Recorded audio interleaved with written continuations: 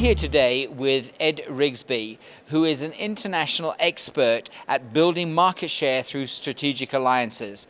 Ed, wonderful to have you here. Can I ask you, what do you see as the greatest challenge for associations in this day and age? Well, Paul, I think that one of the biggest things that trade associations and professional societies have to deal with is being relevant.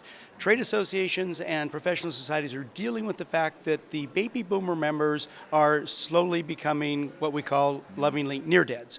And they're going into retirement and they're moving on. And their kids, which are what we call the X and the Y gen, are starting to come into leadership positions. Well, what used to work for dad doesn't work for son or daughter today.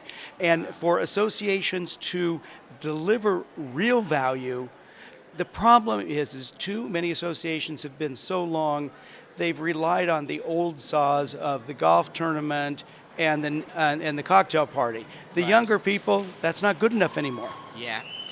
So what do you see the best of these associations?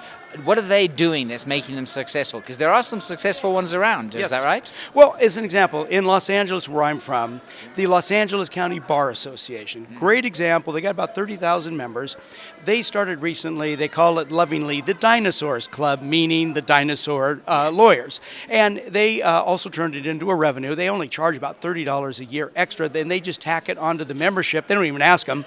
Right. And then they put on some special programming that the older lawyers like. They get together at the more traditional evening meals, do the networking. So now what they're doing is looking at, not only do they have the cutting edge for the younger lawyers, but they're creating things for the older lawyers that pertain particularly to them, to what their needs are.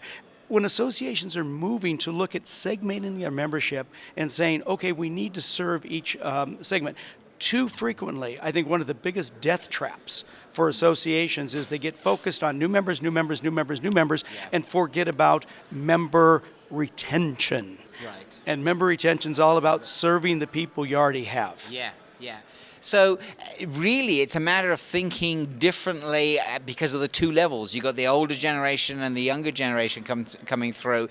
Does that mean that the leadership in these organizations should be a mixture of both? Would you recommend that? Well, I think that the leadership should be a mixture of both. And one other thing, one of the things that I've always advocated, every association should always have either whatever they want to call it, a supplier, an affiliate, people that sell to that association. There should always be one person on the board that's represented from the suppliers that supply the association.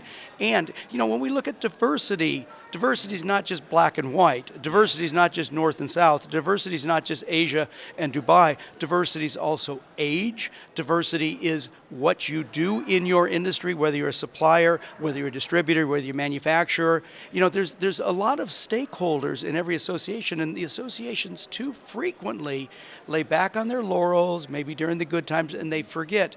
And what happens is when they forget, and this is probably a little bit self-serving when I'm going to say this, but a lot of trade associations, they get cheap, they get cheesy, and they start bringing industry speakers that once in a while they're lucky and they get a good one, but 8 out of 10 are going to be not so good or going to be an hour sales program. So they've got to be careful that the younger people want content.